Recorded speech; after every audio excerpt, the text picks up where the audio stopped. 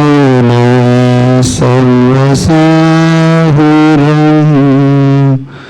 बोले चिंतामणि पार्श्वनाथ भगवान की, जगत पूजाचार्य गुरु विद्यासागर जी महाराज की, परम पूज्याचार्य प्रवर समय सागर जी महाराज की, समस्त मुनि संघ की।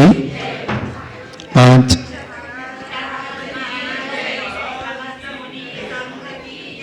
मैं जिस पल का बहुत दिन से इंतजार कर रहा था, इस गांव भाग में जो कि प्राचीन सांगली कहलाता है ना, वास्तव में कोई सांगली है तो ये प्राचीन सांगली का ये गांव भाग सबसे पुराने और हजारों साल पुराना ये जिनालय है ना।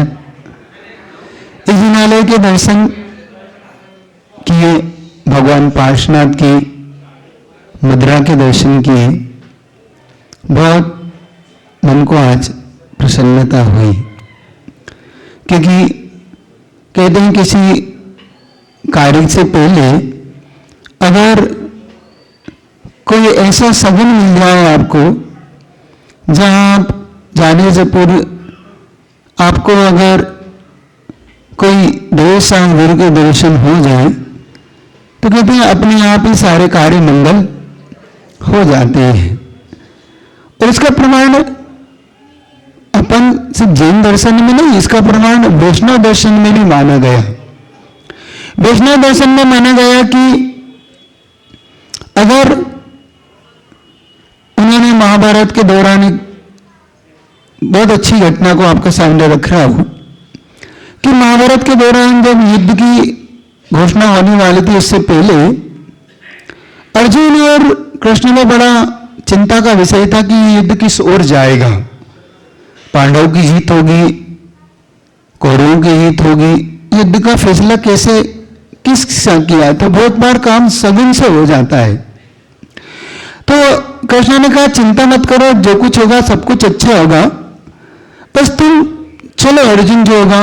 और चल पड़े। कहते थोड़ी सी दूर रथ गया और दो दिगंबर मुनि महाराज का उधर से आना हुआ, इधर से कृष्ण का जाना हुआ। और जैसे ही दिगंबर मुनि महाराज को उन्होंने देखा, वैसे ही कृष्ण ने घोषणा कर दी कि अर्जुन बेफिक्र रहो, ये युद्ध निश्चित तौर पर पांडव ही जीतेंगे, क्योंकि सबसे पहले मुनि महाराज के दर्शन हो गए।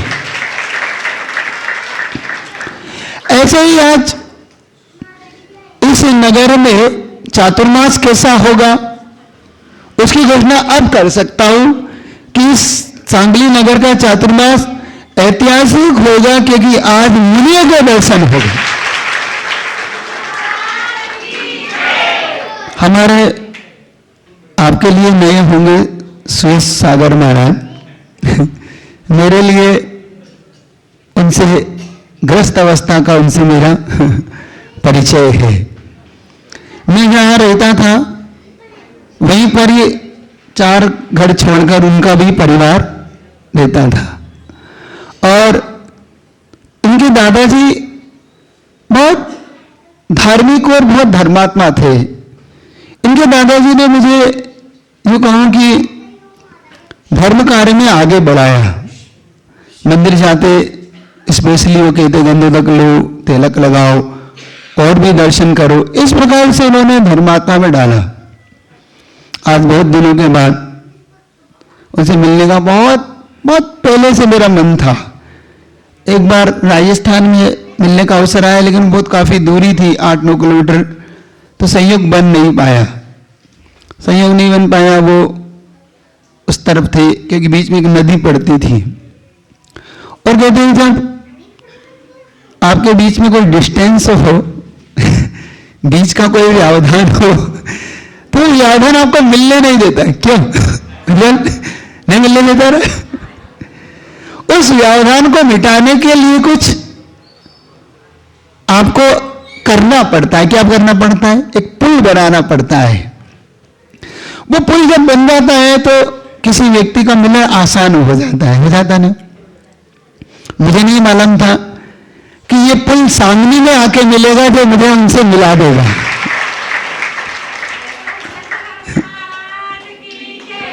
एक अच्छा सगुन मानता हूँ। महाराज बहुत सुलझे हुए महाराज है और काफ़ी उनका परिवार धार्मिक है। अब तो उनसे मिला, बहुत अच्छा लगा आज कि वो भी 20-25 साल 22 साल उनको भी दीक्षित हो गए। हमें भी इतने बस उनकी क्षुल्लक दीक्षा कुछ मुझसे पहले हुई, बाद में फिर मैं मुनि बना, बाद में उनकी 2006 में मुनि दीक्षा हुई। फिर इस तरीके से ये एक एक कदम हम लोग आगे बढ़ते रहे। वो भी पूज्य गुरुदेव के श्री चरणों में आना तो चाहते थे, संयोग उनका बन नहीं पाया। संयोग से हम 3 लोग कुल मिला के 4-5 लोग निकले उस छोटे से नगर से, जिसमें हम हैं, विराट सागर जी हैं और एक निराकार सागर जी जो पूज्य गुरुदेव से दीक्षित हुए।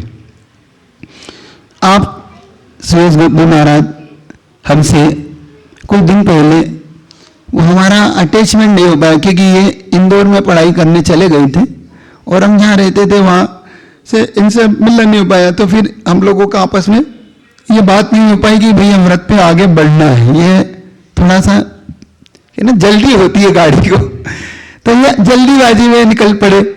कोई बात नहीं, हमें तो कोई मार्ग मिल गया, मार्ग मिलना चाहिए। महत्वपूर्ण जैन शासन में श्रमण संस्कृति बहुत महत्वपूर्ण होती है, दुर्लभ क्षण होता है ये दिगंबर मुद्रा। तो आज बहुत अच्छा लगा उनसे मिलकर। वो भी मिलना तो कठिन हो जाता है क्योंकि कई हम उधर उत्तर भारत में दिल्ली में थे, ये दक्षिण भारत महाराष्ट्र में थे, पता नहीं था कि ये कहाँ जाके नाव मिलेगी। अच्छा लगा।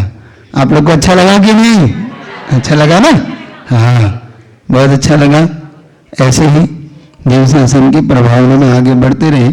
अब प्रच्छना का समय हो रहा है, तो जल्दी से आप इस प्रच्छना को करेंगे ताकि समय एक घड़ी हो तो।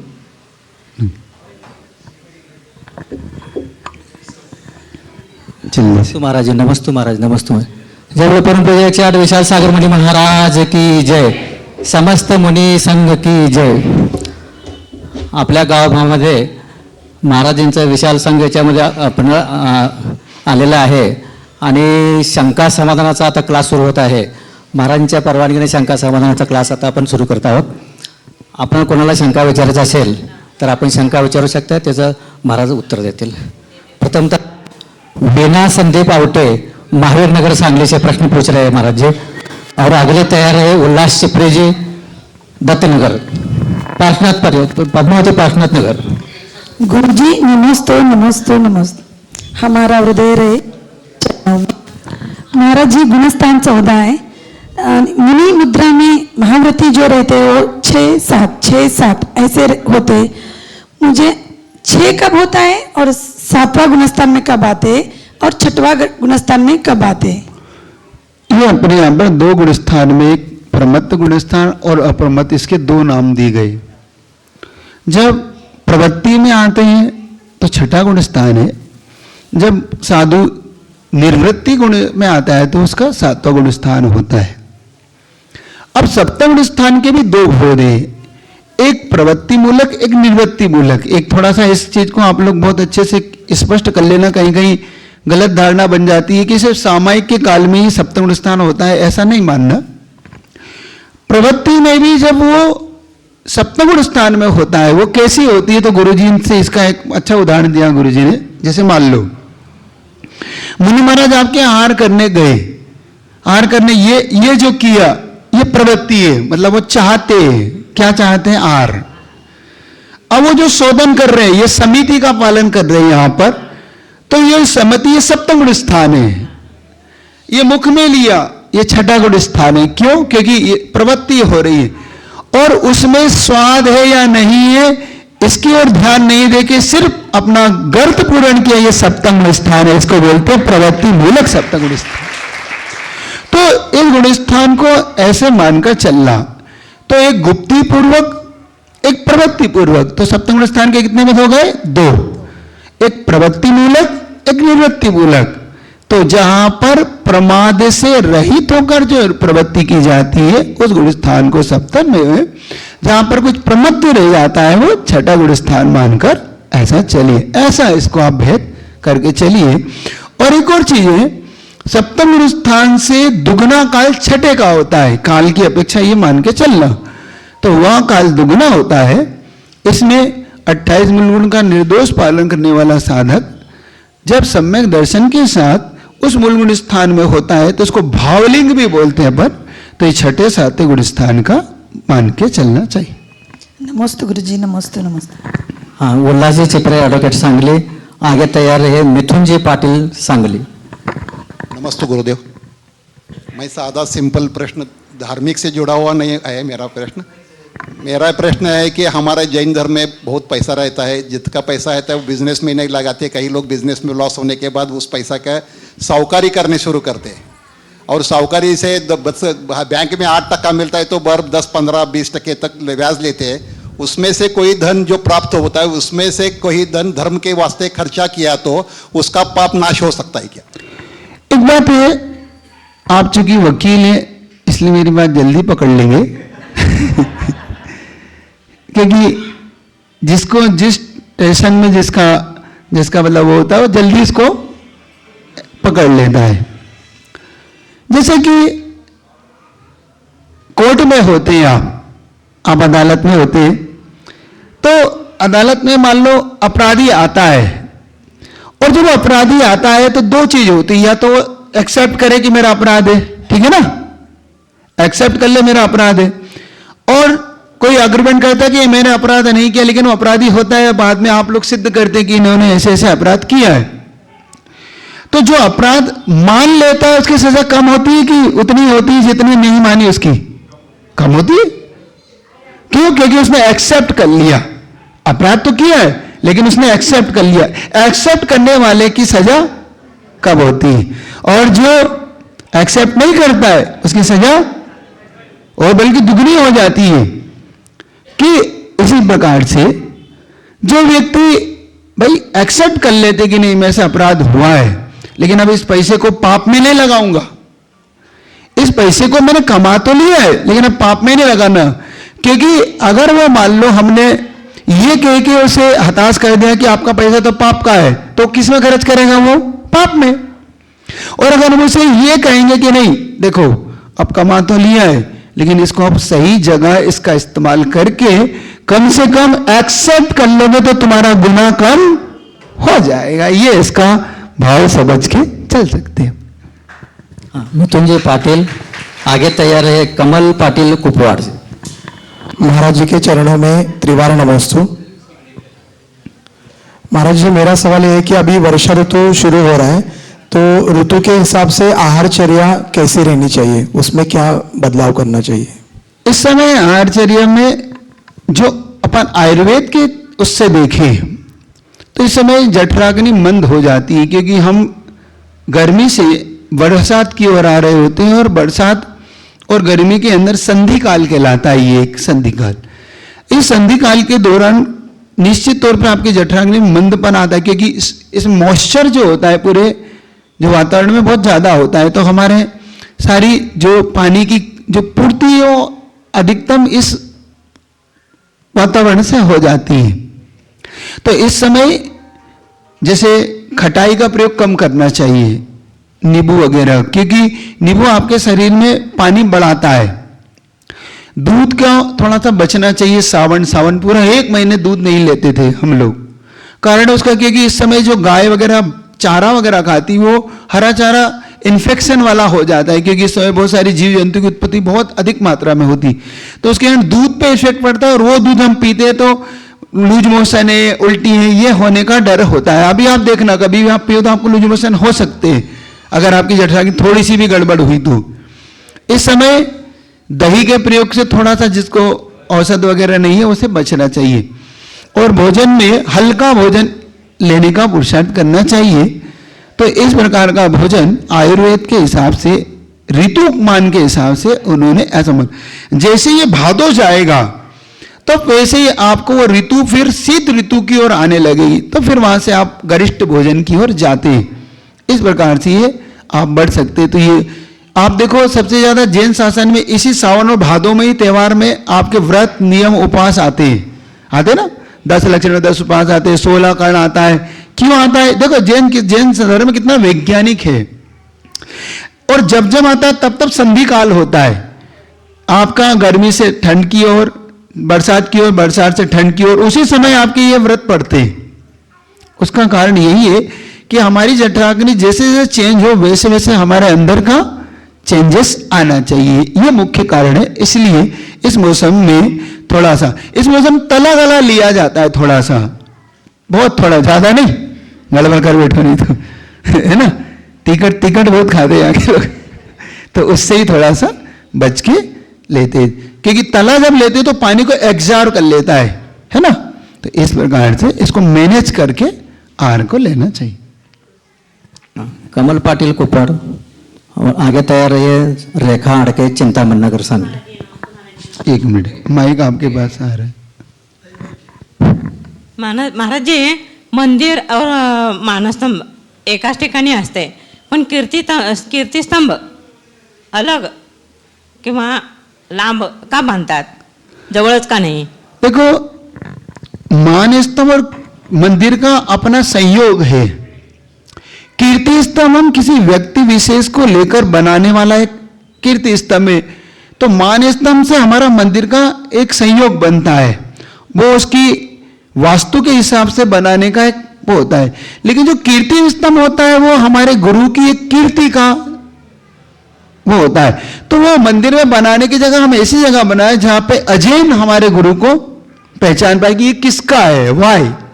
अभी आपको बताऊं, अभी हमने आगरा में एक चौराहे पे कीर्ति स्तंभ की स्थापना की, करने को हमें कोई दिक्कत नहीं थी, हम कहीं भी, लेकिन जब चौराहे पे की तो वहां से जितने भी मुख्यमंत्री, जितने भी लोग गुजरते हैं, हर उस कीर्ति स्तंभ को देख के नमोस्तु करके गुजरता है कि ये दिगंबर साधु का है। अपने आप उसका मस्तक झुकता है, चाहे मुख्यमंत्री आए, उप मुख्यमंत्री आए, वहां पर प्रधानमंत्री जो भी निकलता है तो वो देखता है, क्योंकि वो 31-51 फीट जब दिखता है तो पूछता है वाह किसका। और एक ऐसी जगह को हमने चुना जहां पर सारे विदेशी लोग, क्योंकि ताजमहल से जस्ट पास में, तो ऐसा चौराहा चुना जहां से सारे विदेशी लोग गुजरते तो उस कीर्ति स्तंभ को देखते ही देखते। तो कीर्ति स्तंभ अपने देश साधुओं की कीर्ति को गाता है, और वह कीर्ति के सामने जब निकलता है तो हर व्यक्ति का नतमस्तक सिर हो जाता है। यही दिगंबर धर्म की सबसे बड़ी खासियत बता देता है। रेखा अड़के चिंतामन नगर सांगली। आगे तैयार है निर्मला पाटिल चिंतामन नगर सांगली। ए भाई माइक दे दो अरुण भाई।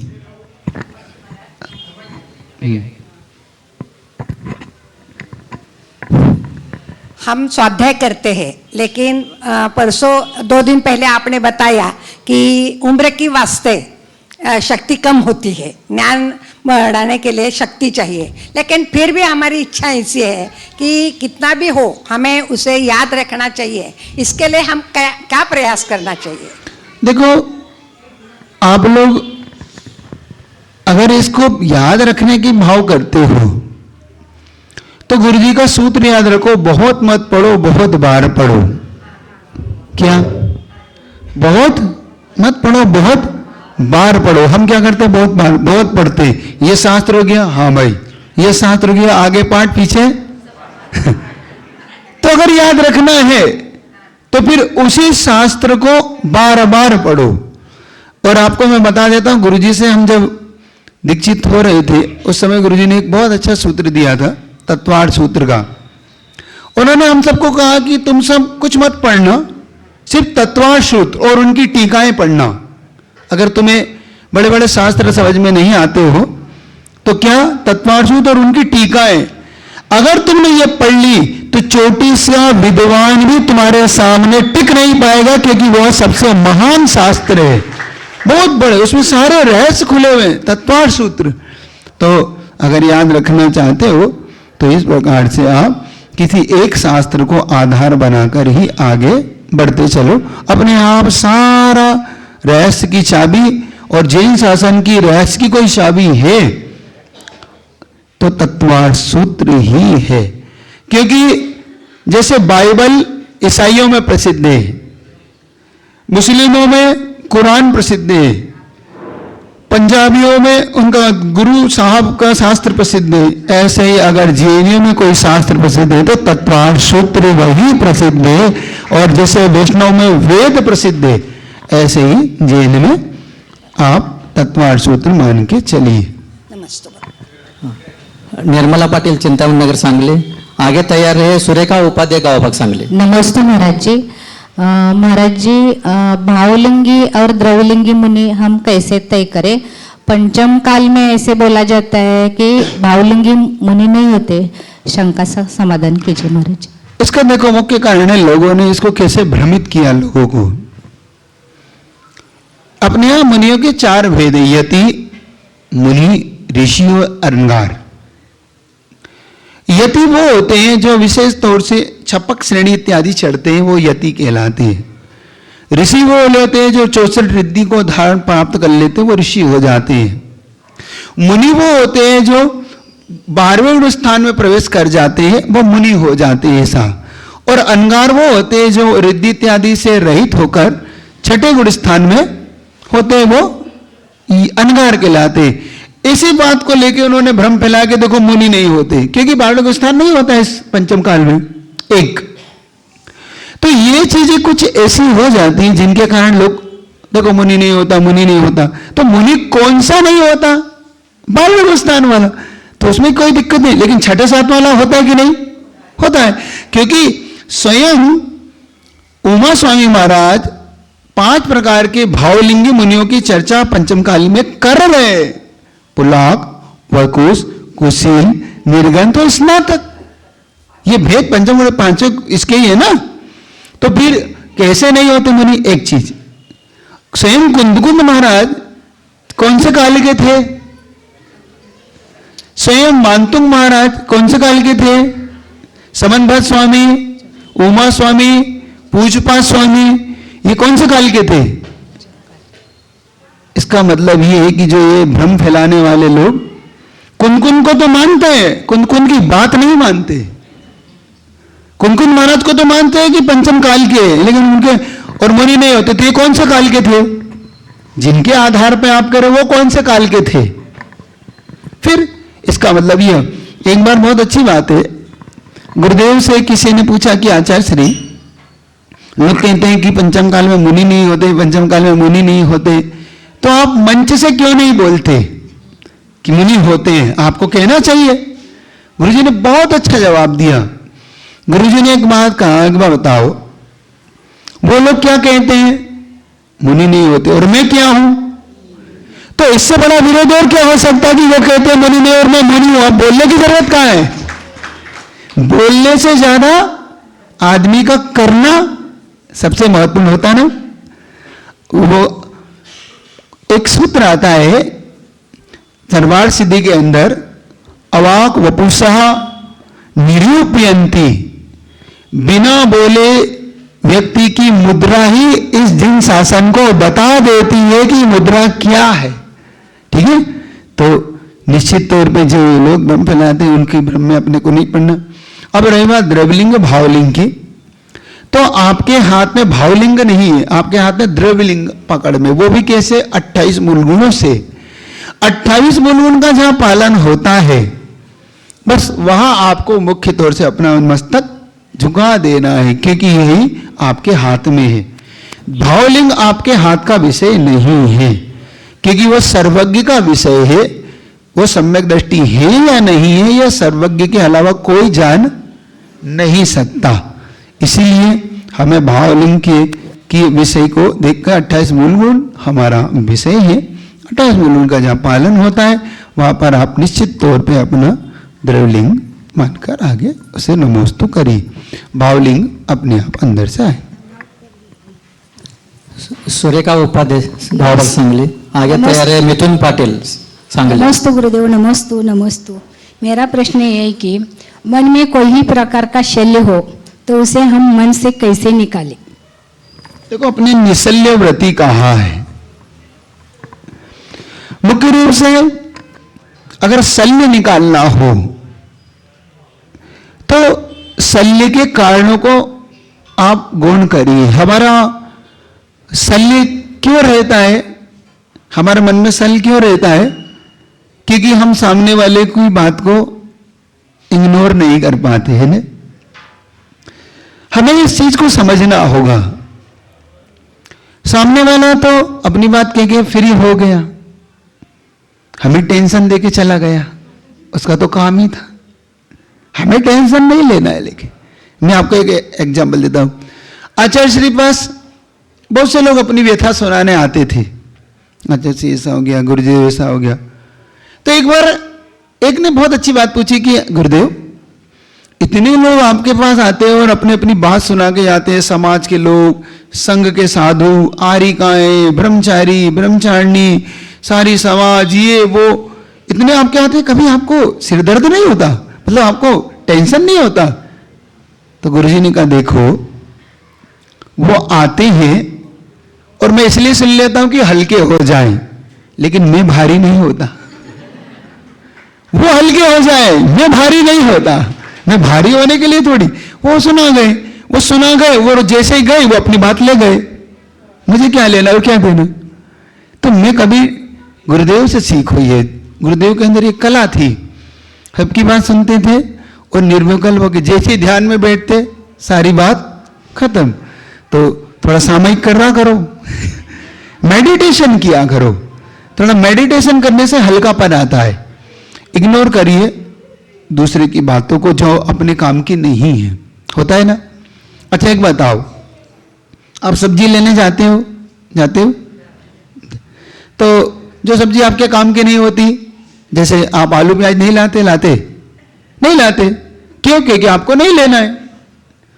और वहीं पर दूधी भोपला लौकी यार क्या बोलते हैं वो मिलता है तो वो ले आते हैं, और कुछ जो सब्जी मिलती है वो ले आते हैं जो आपके काम की है।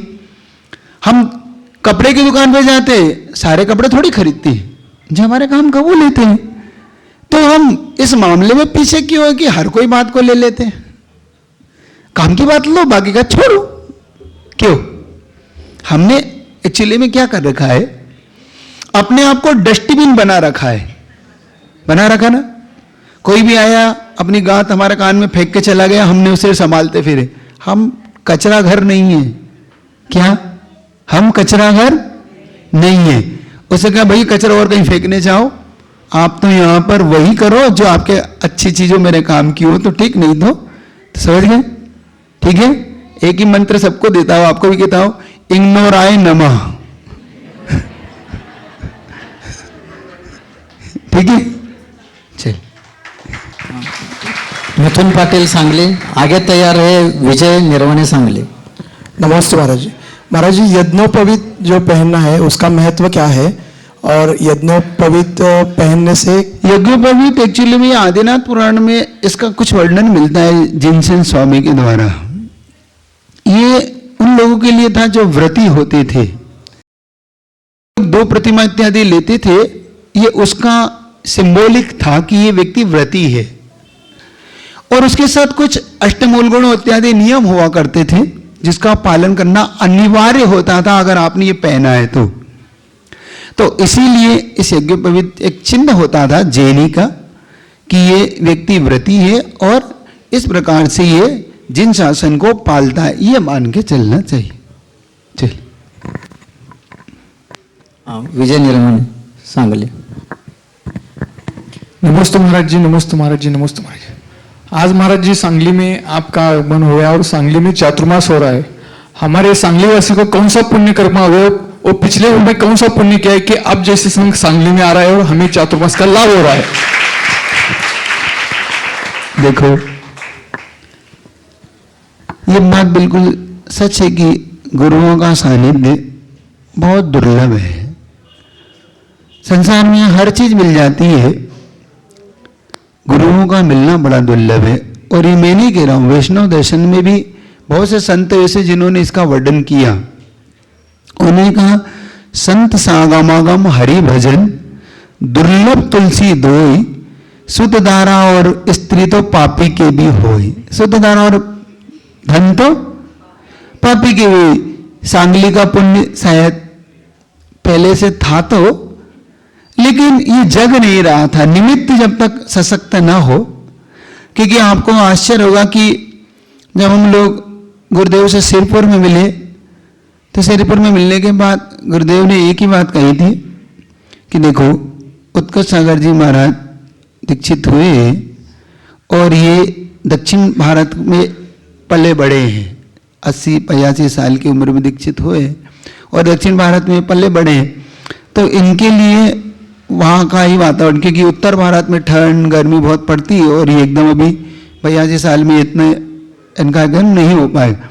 तो बस ये मान के चलो कि कुछ ऐसा निमित्त सांगली वालों को मिल गया जिस निमित्त से ये संघ इस ओर आना हो गया है। बारामती पहुंचे और नाते पुते भी पहुंचे, लेकिन कुछ सांगली का पुण्य बहुत ज्यादा ही खींच रहा था कहते हैं कि जब वो खींच रहा हो आपको तो आप रुक नहीं सकते, क्योंकि बारामती ने भी अपना बहुत पुरुषार्थ किया। उन्होंने हर तरीके से उन्हें कहा हमारे आप जो कहोगे हम सब करेंगे, आप बस रुक जाओ। और वास्तव में उनकी व्यवस्था भी बहुत, उन्होंने पूरी सुंदर व्यवस्था, आप लोगों तो आए हो देखा ही है आपने, सारा उन्होंने पूरा पांडाल वांडाल पूरा ऐसा वेल अप टू डेट करके उन्होंने तैयार किया और उन्होंने पूरी जंगल व्यवस्था पूरी वेल अप टू डेट। उन्होंने कहा आप जो कहोगे बस आप रुक जाओ। ना जाने में मेरा कदम वहाँ से फिर दही गांव के लिए आ गए। दही गांव के बाद नाते पुते गुरुदेव का मनाने के लिए मन बना कि भाई पास में दही गांव, तो नाते पुते वाले समाज में भी बहुत अच्छा पुरुषार्थ वो लग गए थे, जग गए थे, क्योंकि एक जगाने वाला कोई आ जाए तो जल्दी जग जाता है व्यक्ति। तो बस समझो कि उनका पुण्य जगा, लेकिन वो फिर वहां से कदम आगे पीछे हो रहे थे कि क्या करूं नहीं करूं। तो सांगली का पुण्य ज्यादा ही थोड़ा तेज हुआ तो फिर सांगली की ओर बढ़ते चले गए। तो आज सांगली में अभी कहते हैं कि प्रवेश नहीं हुआ है अभी, ये अभी सांगली का ये एक प्रवेश द्वार पे खड़ा हूं अभी प्रवेश तो होना है 14 तारीख को, और 14 तारीख को जब बोर्डिंग से निकलूंगा तब सांगली का प्रवेश विशेष तौर से होगा। अभी फिलहाल तो सांगली के आसपास कहते हैं ना, पहले जल्दी नहीं करना चाहिए प्रवेश की, पहले थोड़ा आसपास देख लेना चाहिए। तो आज सांगली के बिल्कुल बॉर्डर पे हूँ, बॉर्डर पे आज प्रवेश किया है। और भाव ये भी था, ये प्राचीन जिनालय है, हजारों वर्ष पुराने यहाँ पे भगवान विराजमान है, तो निश्चित तौर पे यहाँ की एनर्जी और यहाँ के भगवान का दर्शन करके अगर किसी कार्य के लिए जाया जाएगा तो निश्चित तौर पे मंगल भी होगा और पूरी सांगली को फायदेमंद भी होगा। इसी भाव से आज सांगली में प्रवेश किया। तो सांगली वाले को पुण्य होगा, कोई पूर्व भू में रहा होगा, कभी अधूरा रह गया होगा तो वो अधूरापन पूरेपन में बदलने के लिए आज सांगली में प्रवेश हुआ है संघ का। तो आप लोग अच्छे से पूरा लाभ लोगे कि नहीं लोगे? क्योंकि अभी मेरे पास कितने दिन बाकी है? अभी 10 दिन 12 दिन बाकी है ना, 12 की है ना, तभी कुछ भी पक्का नहीं मानो, अभी तो प्रवेश कर रहा हूं, है ना। तो जैसा होगा देखा जाएगा, अभी तो प्रवेश है। आगमन है कि आगमन है मुझे नहीं पता आगमन है कि आगमन है ये मुझे नहीं पता। ये तो 20 तारीख को बताऊंगा कि आगमन हुआ है कि आगमन हुआ है ठीक है ना। चल वैशाली डबो दत्तनगर सांगली। महाराज जी आपके चरणों में त्रिवार नमोस्तु नमोस्तु नमोस्तु। योग और उपयोग में क्या अंतर है और उपयोग में योग रहता है क्या महाराज जी? योग का मतलब होता है हमारे मन वचन काय की जो प्रवृत्ति है वो योग कहलाती है। उपयोग का मतलब होते हैं जो चेतना, हमारा ज्ञान और दर्शन ही हमारे उपयोग कहलाते हैं।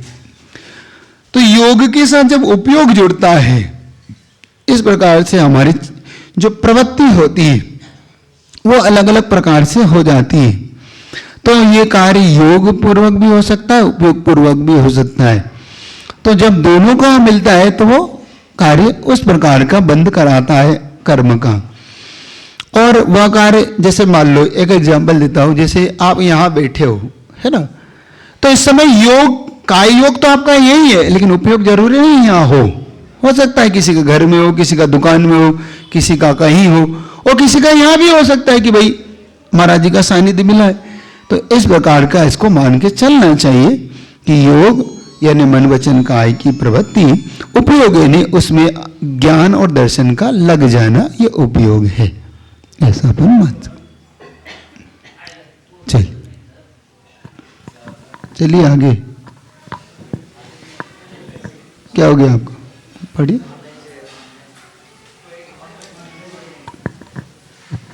ऑनलाइन से एक प्रश्न महाराज जी पूछ रहे हैं। हाँ पूछो ना। नमस्ते महाराज जी, नमस्ते महाराज जी, नमस्ते महाराज जी। योगिता शाह पुणे से प्रश्न पूछ रहे हैं। मेरा प्रश्न है कि किसी से हमारी बिल्कुल भी नहीं बनती, उसे देखने से बहुत क्रोध आता है, तो क्या ये पूर्व जन्म का वैर है क्या, और उससे कैसे बचे ताकि नए कर्म न बंधे? देखो पार्सनार तो कमट का तो पूरा नहीं चला आया है, अपनी भरत और बाहुबली भी है ना, मारीची और आदिनाथ, ये सब ऐसे पूर्व के संबंधी है, जैसे राम और रावण है ना, कृष्ण और कंस, तो ये पूर्व के कुछ ऐसे कहीं ना कहीं ऐसा रिलेट हो जाता है जिससे ऐसा होता है। लेकिन मेरा फिर भी कहना है अपन भगवान पार्श्वनाथ के भक्त हैं। किसके भक्त हैं? पार्श्वनाथ के कि कमट के? जो उपसर्ग का बदला उपसर्ग से दे वो कमट का भक्त है, और जो उपसर्ग को समता से सजाए वो पार्श्वनाथ का भक्त है। तो तय करिए कि हमें किसका भक्त बनना है, हम किसके वंशज हैं, पार्श्वनाथ के कि कमट के? पक्का? बस पार्श्वनाथ को अपना आराध्य बनाया है तो अपने को फिर किसी से बैर नहीं रख के उस बैर को निकाल के अलग करना है और अपने भावों को निर्मल बनाना है। हमें किसी प्रकार का कोई भी किसी भी व्यक्ति विशेष से अपने को इसको नहीं लेकर अपने को उनका, क्योंकि ये बैर हमेशा बैर को बढ़ाता है। फिर एक बार बहुत अच्छी किसी ने बात कही कि रुपये में से रुपया घटता है तो जीरो हो जाता है, बैलेंस हो जाता ना। ज्ञान में से ज्ञान घटता है तो ज्ञान अज्ञान हो जाता है ना, हो जाता है ना। लेकिन मानव में से मानवता घट जाए तो क्या बचता है? कुछ नहीं बचता। समझने का पुरुषार्थ करना, हम मानव हैं तो हमसे मानवता न घटे, हमारे अंदर बनी रहे, हमारा बैलेंस जीरो ना हो जाए, ठीक है ना। तो याद रखो हमारे अंदर वो बनी रहे, हमें वो सामने वाला क्या लेकर क्या सोच रहा है हमें, इसका अपने को विकल्प न करके हम अपने बारे में क्या सोचते हैं, हमें इस पे ज्यादा फोकस करना चाहिए। एक्चुअली में हम बाहर ज्यादा फोकस करते हैं। और इसका एक उदाहरण देता हूं, कभी पुरुषार्थ करना, आपके पास मोबाइल तो होगा, सबके पास है, कभी अपने आप को डायल किया, अपने आप को डायल किया करके देखना क्या आता है?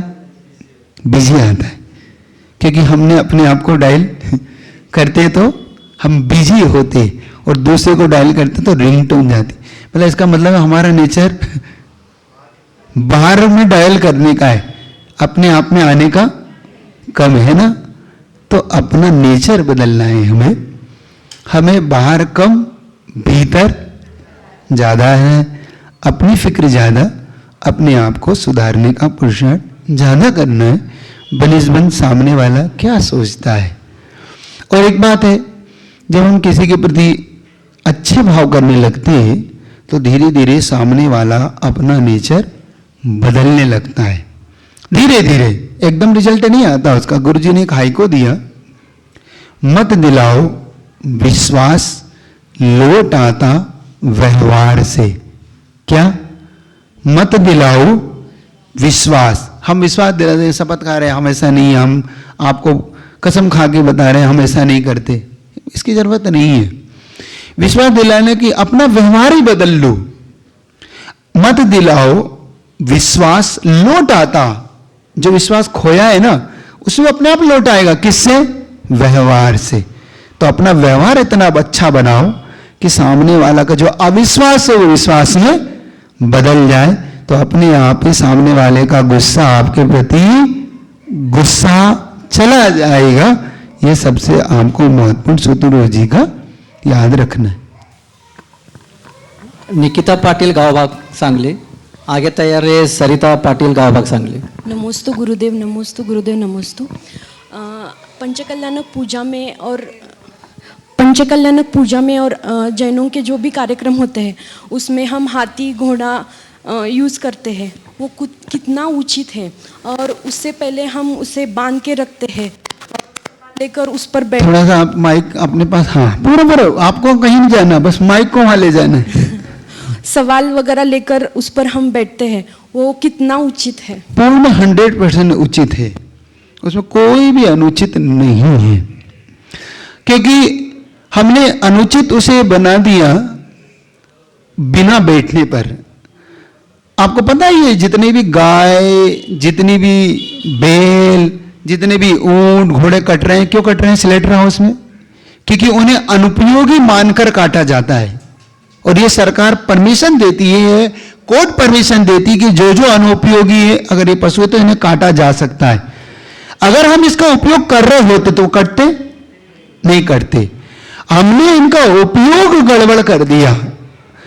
दो प्रकार के जीव तिर्यंच होते हैं हमारे यहां, एक होते हैं जो पालने योग्य होते हैं, एक होते हैं जिन्हें हम नहीं पालते, जो मांसाहारी होते हैं, जैसे कि शेर है, कुत्ता है, बिल्ली है, ये हमारे यहाँ पालने का निषेध है।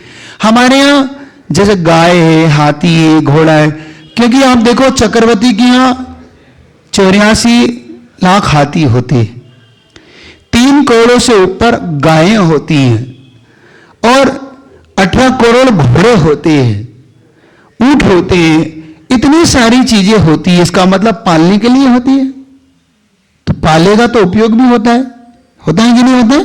होता है। हमें इनको पालकर इनका संरक्षण करना है, हमें अनुपयोगी नहीं बनाना है। ट्रैक्टर आ गए, बैल अनुपयोगी है, स्लेटर हाउस चले गए, कट गए, क्या आप कटना चाहते हैं? आप समर्थन करेंगे इसका? नहीं। लेकिन इतना जरूर कहता हूं, उन पर अति भारारोपण नहीं होना चाहिए। उनके ऊपर जैसे परमिशन 2 की है तो 2 बैठी है, आप 10-10, 15-15, ये हमारे यहां निषेध है। और हमारे यहाँ स्पष्ट इसका उल्लेख है तत्वार्थ सूत्र के अंदर कि कितना भारारोपण किस पशु पर किया जाए, तो इसका विवेक पूर्वक उपयोग अगर किया जाए तो इनका संरक्षण होगा, इनके प्राण बचेंगे, इनको जीवन दान मिलेगा, और इनका लालन पोषण होगा, और कई घर का जीवन पलेगा। इससे कई लोगों का जीवन पलता है। तो गुरुजी हमेशा कहते थे कि इनका उपयोग जरूर करो, लेकिन सावधानी पूर्वक, अति भारण नहीं करके, इनके भोजन पानी इत्यादि का देखरेख करिए, इन्हें पालिए पोसिए। और एक बात बता दूं, एक बहुत महत्वपूर्ण चीज शायद आपने नहीं सुनी हो तो सुनिए। कभी कभी ये तिर्यंच इतने पुण्यवान होते हैं, इतने पुण्यवान होते हैं कि तुम उन्हें नहीं पालते, वो तुम्हें पालते। एक बात याद रखना, उनके आने से तुम्हारा घर ग्रोथ कर जाता है। ऐसे भी तिर्यंच होते हैं, अगर वो घर में आ जाए तो उसके आने के बाद उस घर की ग्रोथ ही बदल जाती है, क्योंकि उस तिर्यंच का पुण्य बहुत होता है।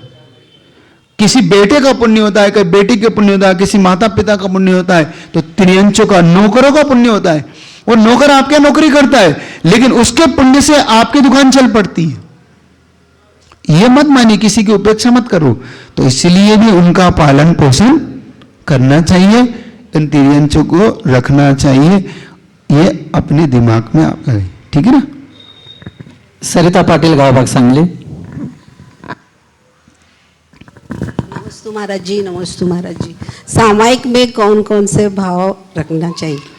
देखो, सामायिक का जब आपको सामायिक के लिए भाव आए तो आचार्यों ने हमें एक ही सूत्र दिया 12 भावनाओं का चिंतन, पंच परमेष्टि का स्मरण और क्षेत्रों की वंदना, गुरुओं का स्मरण, उनके गुणों का, नहीं तो आध्यात्मिक गाथाओं का अपने चिंतन करना, क्योंकि आप श्रावक हैं और श्रावक आलंबन सहित ही सामायिक को करे ऐसा मानकर चले। आणि कुणाला प्रश्न विचारायचे असतील तर आपण विचारू शकता। पूर्ति से कर लेंगे तो ज़्यादा अच्छा होगा, ठीक है? किसी को करना है? पीछे दे दो, हाँ जल्दी कर लें तो, क्योंकि अपने फिर अपना समय का उपयोग कर लें। 1 मिनट, माइक बंद है आपका, चालू कर ले। महाराज जी, ध्यान का टाइमिंग और स्वाध्याय हमें रात्रि में करना चाहिए नहीं, उसका भी टाइमिंग हमें बताएं। देखो, आप लोग वो स्वाध्याय करते भी नहीं और आपके लिए है भी नहीं जो रात में नहीं करना चाहिए, जैसे कि धवल है, जय धवला है, विशेष तौर से जो ऐसे शास्त्र है जो आपको निषेध है वो आप करते भी नहीं, इसलिए आपको कोई टेंशन नहीं। आपको प्रथमान योग के पुराण शास्त्र पढ़ने में कोई दिक्कत नहीं, आप पढ़ सकते हैं।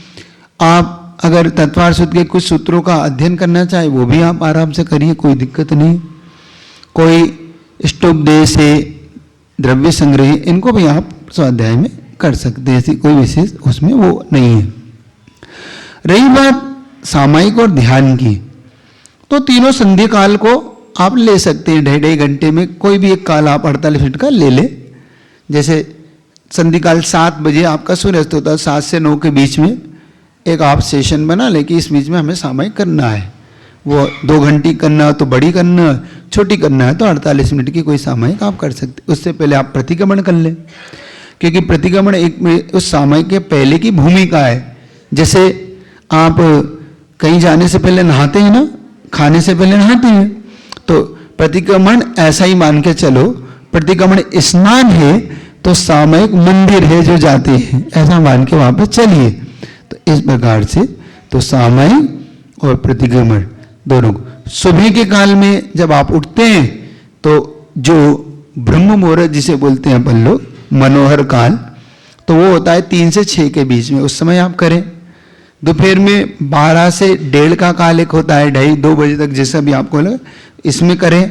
और शाम का 7 से जब आपका सूर्यास्त हो रहा हो, सूर्यास्त से लेके 9 बजे तक के आप ऐसे इन कालों में आप सामायिक और प्रतिक्रमण पहले कर सकते। आणि कोणाला विचारायचा है प्रश्न? किसी को पूछना है प्रश्न? माइक घेते। नहीं तो इतने रखना होता है, इतने रखते हैं। चलिए, हाँ, नमस्ते महाराज जी, नमस्ते महाराज जी, नमस्ते महाराज। मिश्र कार्यों का कब होता है, औदारिक और वैक्रिक और आहारक का? औदारिक और वैक्रिक का मिश्र का योग, जब भी कोई जीव एक आयु को त्याग कर दूसरी आयु मतलब विरह गति में जाता है, तो विग्रह गति में जब जाकर वो जब वह जन्म लेता है, तो जन्म से पहले जब पर्याप्ति पूरी नहीं कर लेता, उससे पहले पहले का जो काल है वो सब मिश्र का योग का ही काल है। जन्म लेना और पर्याप्ति का पूर्ण होना, तो अपर्याप्त दशा का जो है वो मिश्र काल की है। और जैसे ही वो अंतर्मुख बिताता है तो वो पर्याप्त तक हो जाता है, तो उसका मिश्र काल समाप्त हो जाता है। एक आरक का योग में जब मुनि महाराज जब अपना आरक शरीर बनाते हैं, तो ऐसे ही अंतर्मुख काल के लिए वो भी मिश्र काल पड़ता है वहां पर, क्योंकि जैसे ही 6 पर्याप्ति उसकी भी 6 पर्याप्तियां होती हैं, ये मान के चलना। वो पूरा ही शरीर अलग से डेवलप करता है। बस इतना ही है कि अपने आत्म प्रदेश, इस आत्म प्रदेश उस आत्म प्रदेश से जुड़े हुए रहते हैं, ये उसमें एक विशेषता बनी रहती है। बाकी वो पूरा डेवलप अपना काल पूरा करता है, ऐसा मानिए। महाराज जी, 3 समय एक जीव को जाने के लिए लगता है, समझे? हाँ। उसमें मिश्र का योग 3 ही समय रहता है क्या, अंत का एक समय रहता है? नहीं, अंत का नहीं। जैसे कि वो क्या करता है, जैसे यहाँ से जन्म हुआ, उसने जन्म लिया, तो ये पूरा काल उसका उसमें आप इंक्लूड करिए। अब वो जिसने 1 मोड़ा, 2 मोड़े, 3 मोड़े, जिसका जैसा समय, 1 समय 2 समय, ऐसा मान के वहां पर चल सकते हैं। चलिए, उनको दे दीजिए। नमस्ते महाराज जी, नमस्ते नमस्ते महाराज जी।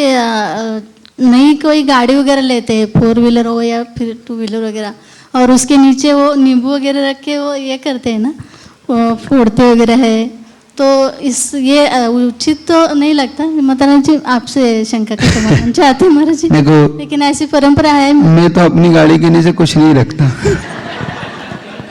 तो फिर ये हिंसा अब आपकी गाड़ी, मेरी तो 2 पहिए 2 पैर वाली गाड़ी है, मैं हर चीज बच के चलता हूँ, बचा के चलता हूँ, क्योंकि मुझे तो नियम है।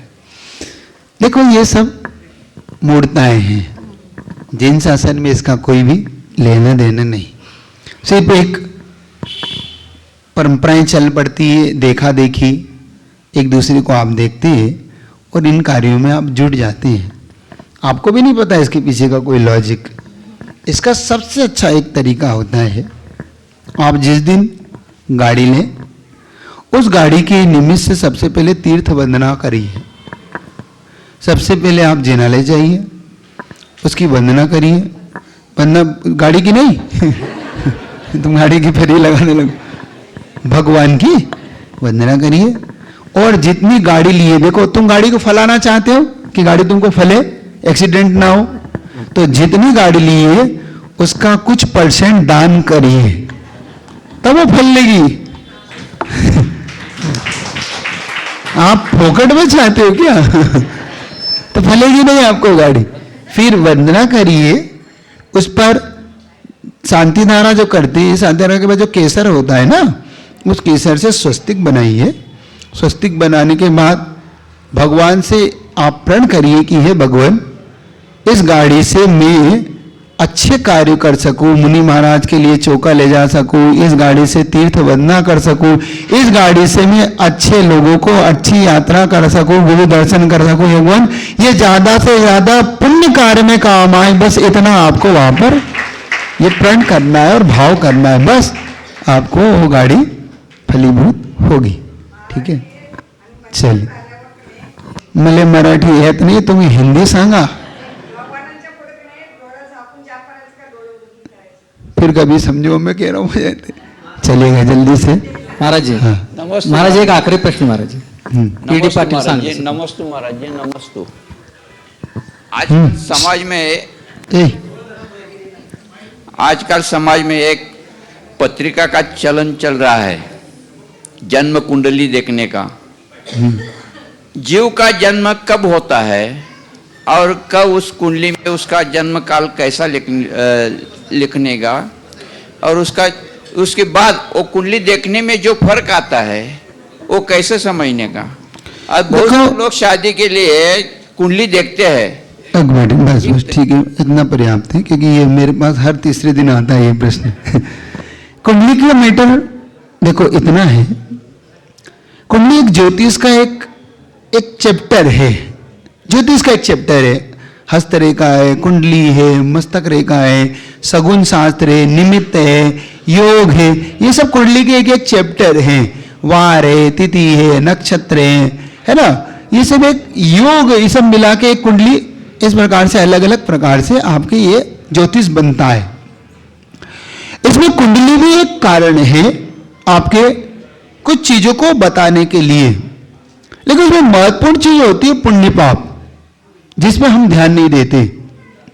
मैं बार बार कहता हूं, हाथ की रेखाओं में भाग्य ढूंढने वालों, हाथ की रेखा पे ज्यादा विश्वास मत करो।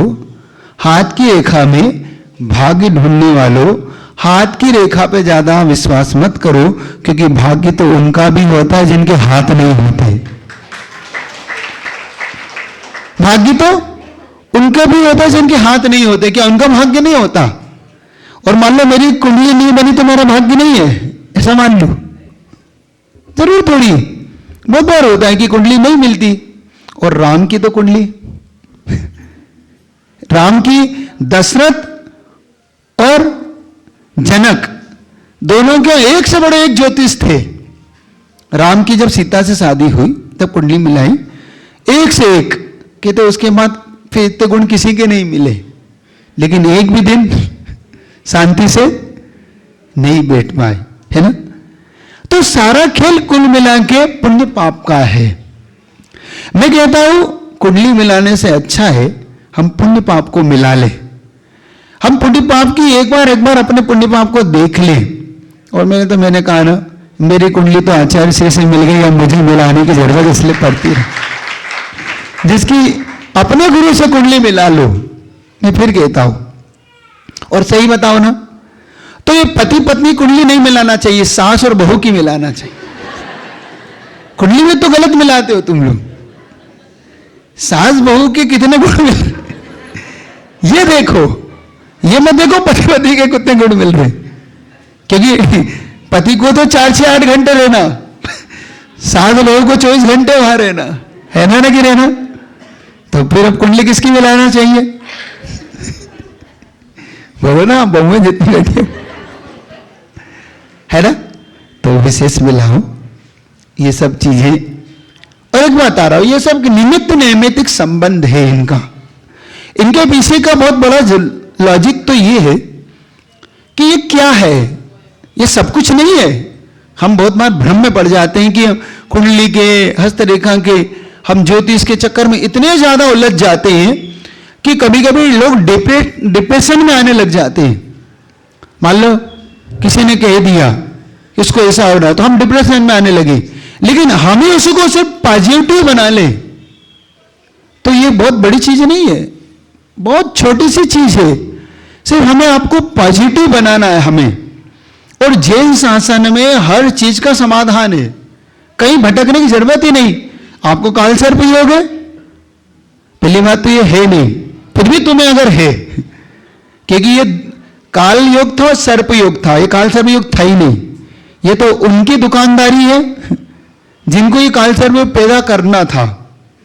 उनसे पूछा गया कि काल सर्प कब से, अच्छा तुमने काल सर्प कब सुना, कितने साल पहले सुना आप लोगों ने? जब आपके बाप दादाओं ने सुना? नहीं, जब कुंडली देखने को गए तो पंडित जी बताए तुम्हारे भाग्य में काल सर्प योग है और तुम योग करो, योग करो। हाँ, योग करो। गुरुजी से एक व्यक्ति ने पूछा, गुरुजी परिग्रह या ग्रह का प्रभाव पड़ता है कि नहीं पड़ता है? गुरुजी ने तो कहा देखो, जिनके पास परिग्रह उनको ही ग्रह लगता है, बाकी जिसके पास परिग्रह है उसको कोई ग्रह नहीं लगता ना। तो देखो सबसे अच्छा है इन सब चीजों से अलग ढंग से सोचो, क्योंकि जब हम इसको अलग ढंग से करने लगते हैं, काल सर्प योग है, भगवान पार्श्वनाथ की भक्ति करो ना, सबसे अच्छा बता रहा हूं। जिनको काल सर्प योग सताता है वो पार्श्वनाथ भगवान की भक्ति, तीव्र भक्ति करो। जिनको 7.5 सताती हो, मूर्छनाथ भगवान की भक्ति करने लग जाओ, कोई बात नहीं। और जिनको कुछ नहीं समझ में आए, तुम्हें कोई हल ना मिले, संसार में कोई हल ना मिले तुम्हें, तो भक्तांबर स्तोत्र पढ़ लो, वो सभी का इलाज वही है। भक्तांबर से बढ़ के तो कोई है ही नहीं। तुम्हें कुछ समझ में नहीं आ रहा हो, क्या करूं? मैं बार बार कहता हूं, एक बार भक्तांबर, और फिर भी तुम्हें यह भी कठिन लगता हो तो सारे संसार का कोई तोड़ है, संसार में कोई तोड़ है तो नमोकार मंत्र से बढ़ के कुछ नहीं है, कुछ। लेकिन हमारी फितरत कुछ ऐसी, फितरत जानते हो, हमारी फितरत कुछ अलग है। हमारे पास सब कुछ है, सब कुछ है, लेकिन हम उसका उपयोग ही नहीं करते।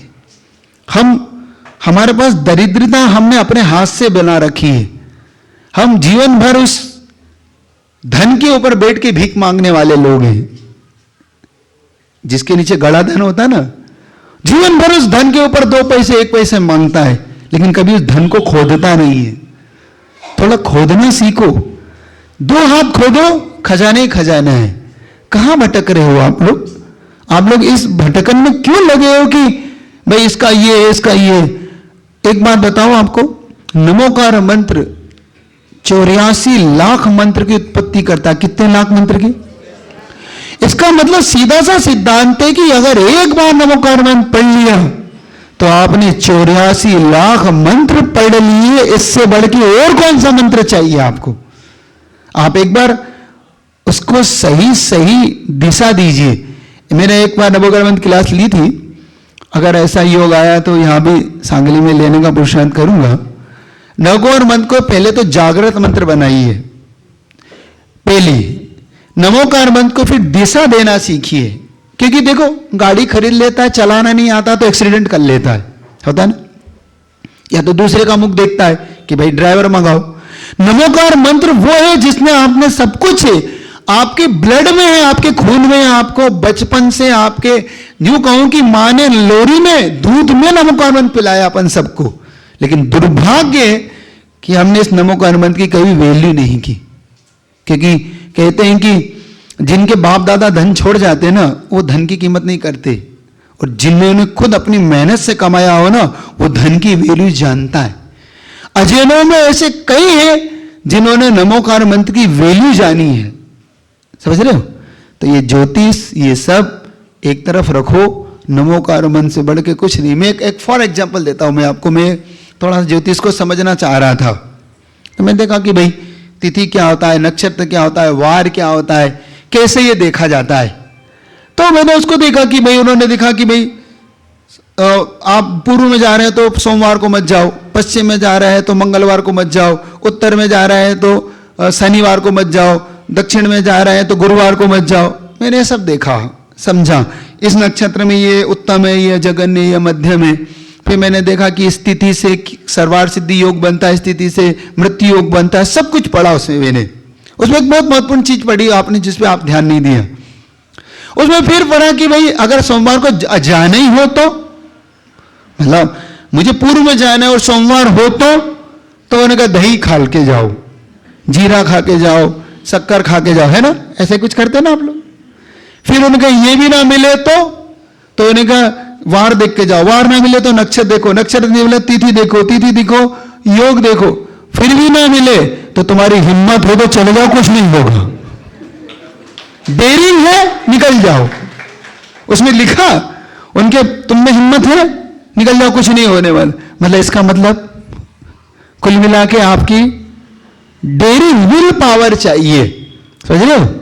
तो ये सब कुंडली नक्षत्र ज्योतिष ये एक निमित्त नैमित्तिक संबंध है, इनको उस रूप में यहाँ पर लेके आगे बढ़े, डिप्रेशन ना करें, इसको गौण भी ना करें और इसको मुख्य भी ना बनाए, इसको दोनों को संभाल के चले।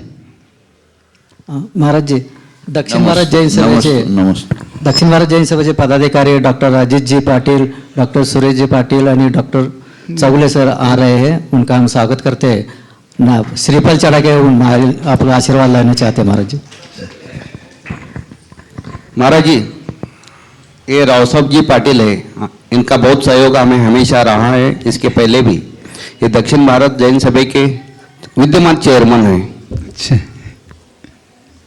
इनके साथ डॉक्टर अजित पाटिल जी, हाँ सबको एक साथ, ये महामंत्री दक्षिण भारत जैन सभा। तो चतुर्मास में सब रहेंगे ना, नेमिनाथ नगर में रहते हैं। अच्छा, हाँ, Chandrakant Chougule sir, Chougule doctor Chandrakant Chougule sir ये भी आए नारियल चढ़ने। महाराज जी इनको इसलिए आए कि वो नारियल चढ़ा के कि वो चौमासा जो आने वाला है वो बहुत सानंद और बहुत। माइक दो उनको। हाँ दे देते माइक सबको, आप सबको आगे का चतुर्मास बताएं कैसे होगा।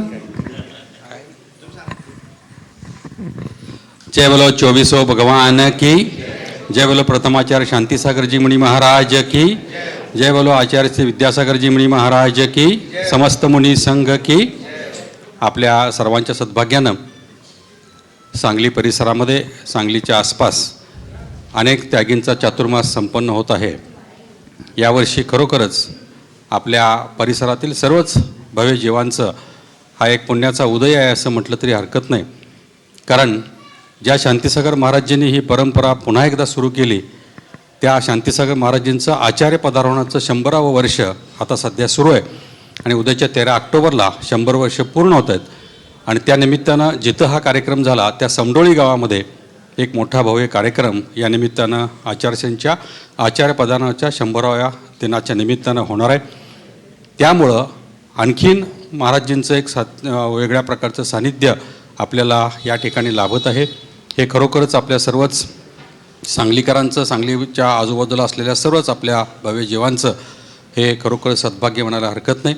आणि असा हा चातुर्मास 4 महिन्यांचा कालावधी अत्यंत छान पद्धतीनं आपल्या सर्वांना या ठिकाणी आचार्यश्रींचा धर्मोपदेश